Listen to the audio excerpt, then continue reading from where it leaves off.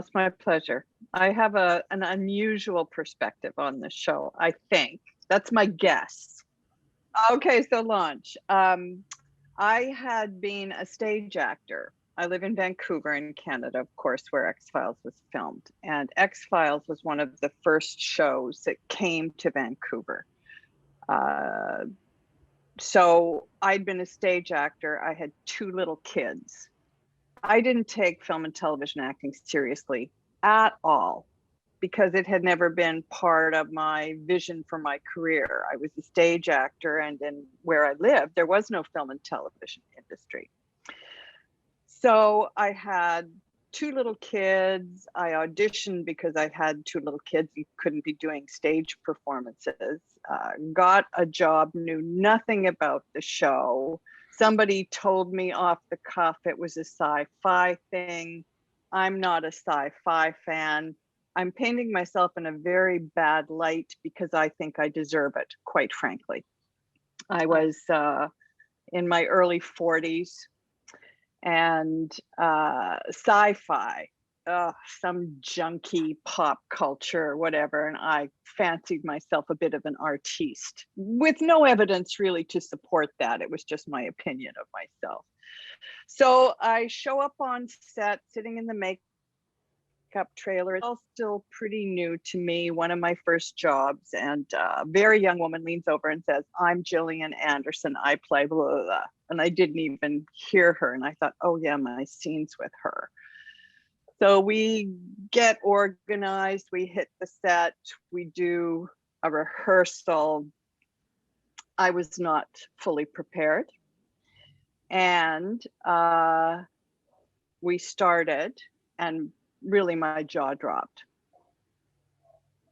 Gillian Anderson, at that point in her career, and she was very young, it was maybe the second season of X-Files, was already a very, very impressive actor.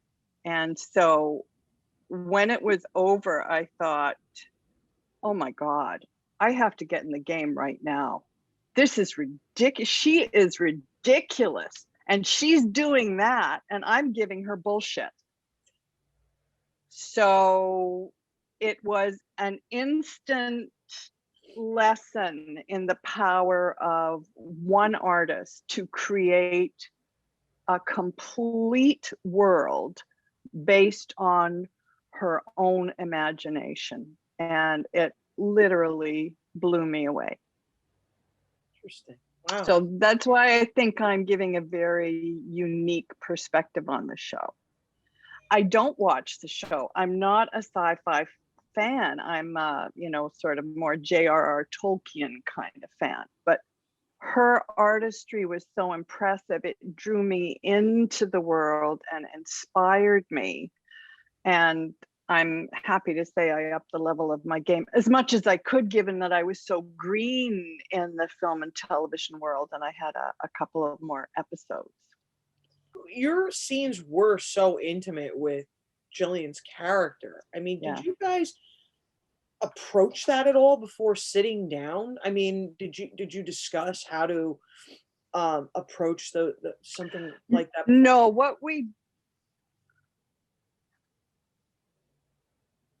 No, in those days, all of the actors in Vancouver, well, I say all of the actors, I should say most of the actors in Vancouver came from stage backgrounds, and we didn't know how to approach film and television. And based on the growth of the industry, some superlative American coaches came to Vancouver. I'm an acting nerd, so you're also going to get it from that perspective. Carol Rosenfeld from the HB studio had been coming up to Canada and working with Canadian actors to get the skills of American naturalism for stage work. And then when the film and television work started to develop, Larry Moss, who coached Hilary Swank in Boys Don't Cry and a host of other Oscar winners, who knows more about acting than anybody, he came up and he'd give workshops, and he really helped a lot of us to up our game. So that's a long answer to no. We didn't know what to say. So speaking for myself, I chose to say nothing. But what I had done, I'd gone through a challenging period in my life, and I'd been to a counselor. So I had personal experience of that dynamic. And I remembered that in the therapist's office that I was in, there was always these interesting objects. And on the table, there were a couple of things. And if you wanted to, you could pick them up. And I really love props. I love what happens to actors when they start to hold things. It instantly, Larry Moss taught me that it instantly makes the actor more believable.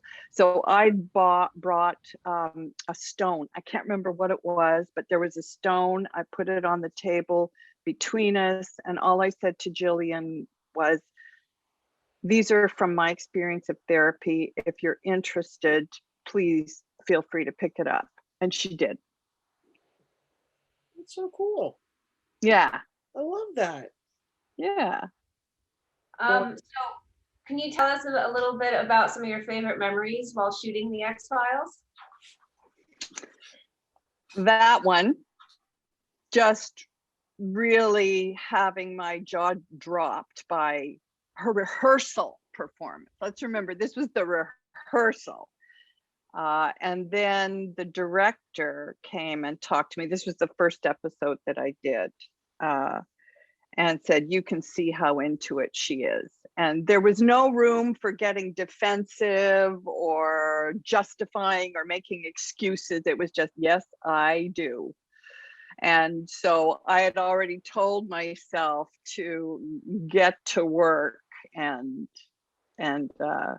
he very nicely said the same thing.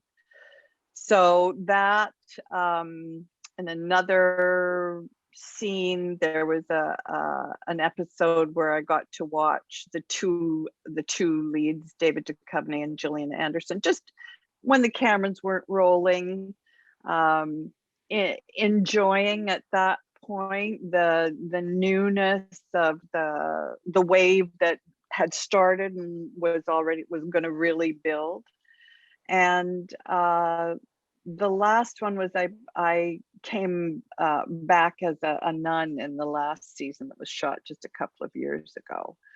And one of the reasons that I wanted to take the job was I thought, if I get a chance, I'm going to tell Gillian Anderson what a huge impression she made on me, and how she inspired me to get better and to go and study, and that as a result, when I found myself as a single mom with 2 kids, I was able to support myself and my 2 children as a film actor, and I was able to do that. So that I was really happy.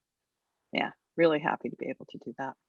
Did you get that opportunity when you went back to have that discussion with Gillian?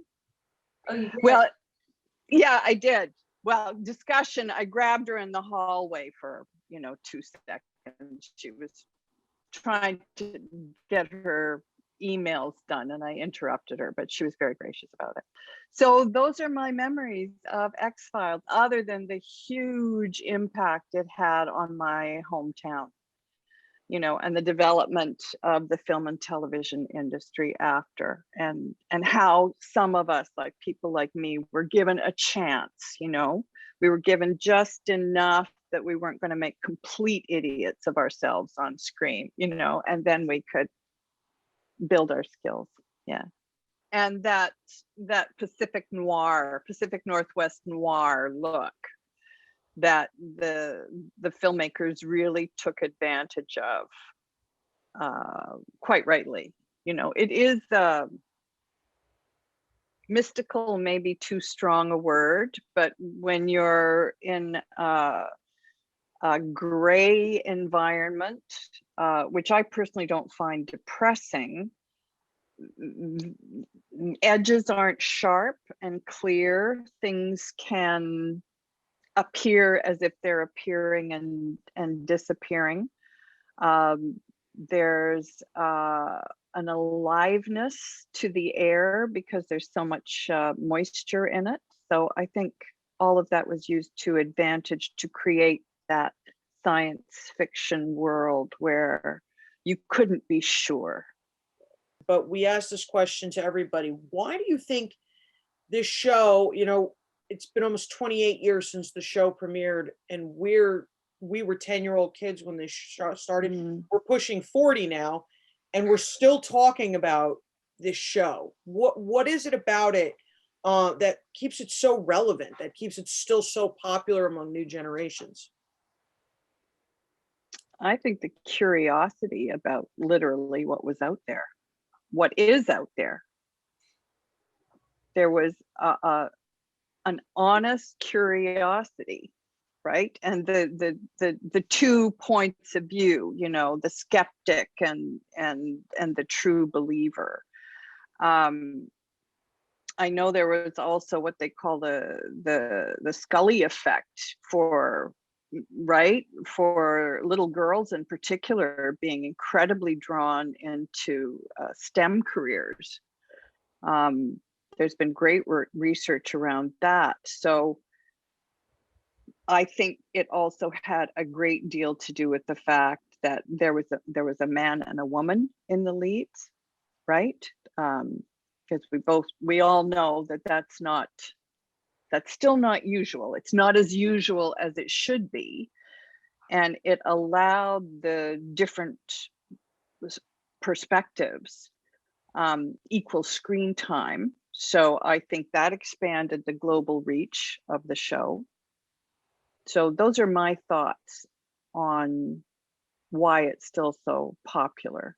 I mean, wasn't it just last week there's a whole bunch of stuff about UFOs, and Barack Obama is on record as, I only read the headlines, as having seen some sort of flying saucer, believing there are flying saucers. The number of scientists who are saying it would be arrogant to assume that that Earth is the only planet that has life on it. So those are the reasons I think. We do have one last question for you. Sure. So you were on the original run, you came back for the reboot. What is your message to the X-Files fans today? Thank you for welcoming us all into your living rooms. Thank you. You certainly changed my life.